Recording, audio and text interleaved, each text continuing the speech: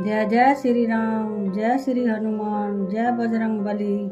सभी प्राणियों पर अपनी कृपा दृष्टि बनाए रखना। दोस्तों नमस्कार, मैं शारदा शर्मा। मेरे चैनल शारदा भक्ति 2.0 पर आपका स्वागत है।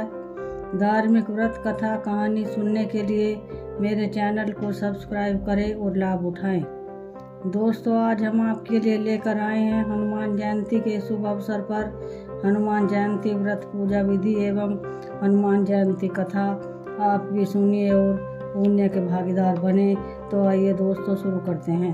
हनुमान जयंती चैत्र माह की पूर्णिमा को मनाई जाती है।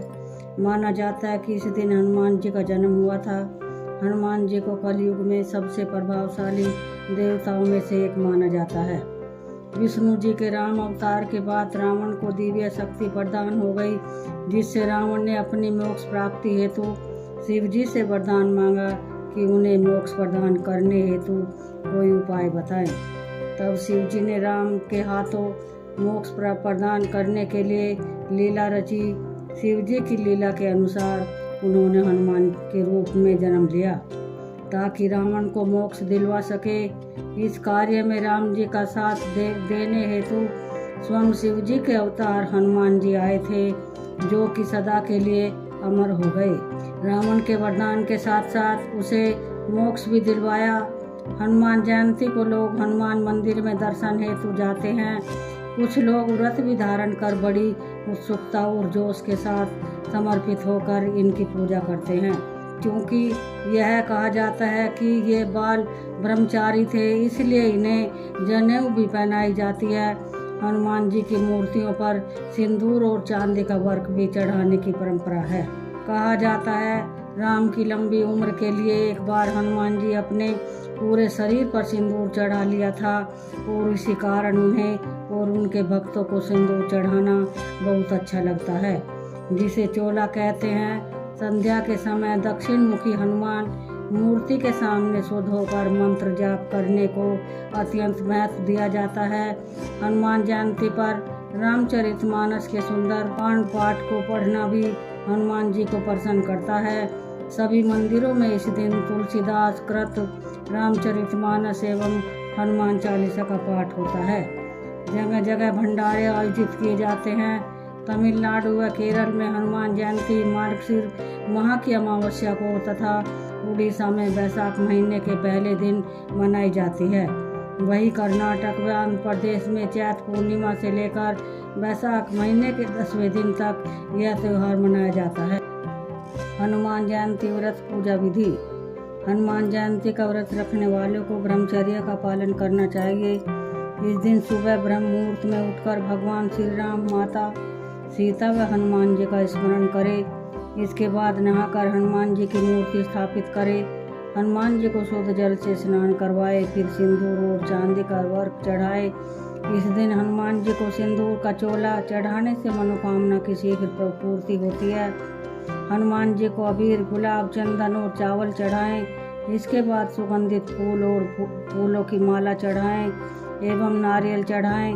हनुमान जी को गेंदे, हजारा, कनेर, गुलाब के फूल चढ़ाएं, जबकि जूही, चमेली, चंपा, बेला इत्यादि फूलों को चढ़ाने से बचें। फिर केवड़ा या अन्य सुगंधित इत्र लगाएं। इन सब के बाद हनुमान जी मूर्ति के वक्ष स्थल यानी हृदय वाले स्थान पर चंदन से श्री राम लिखे। इस दिन भगवान हनुमान को प्रसन्न करने के लिए चौमुखी दीपक जलाएं। श्रद्धा पूर्वक जो भी चढ़ाना चाहते हैं वो हनुमान जी को चढ़ाएं। प्रसाद के रूप में मालपुआ, लड्डू, चूरमा, केला, अमरूद आदि का भोग लगाएं। इसके बाद हनुमान चालीसा या सुंदरकांड का पाठ करें। नहीं कर पाए तो श्री राम नाम का ही जप करें। आखिरी में हनुमान जी को नैवेद्य लगाकर आरती करें और प्रसाद बांट दें। दोपहर तक इस दिन कोई भी नमकीन चीज़ न खाए। हनुमान जी के मंत्र। हनुमान जयंती पर इन मंत्रों का जाप करें। किसी भी मंत्र का जाप 108 बार करें।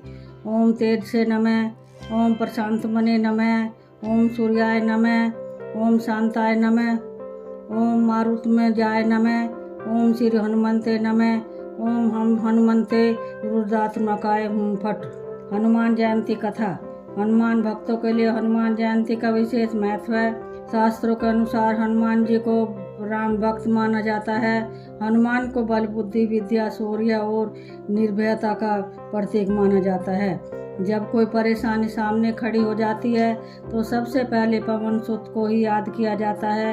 इनको कई नामों से भी पुकारते हैं, जैसे चिरंजीवी, बजरंगबली, पवन सुत, महावीर, बाली, भीमा, अंजनी सुत, संकट मोचन और अंजनेय आदि।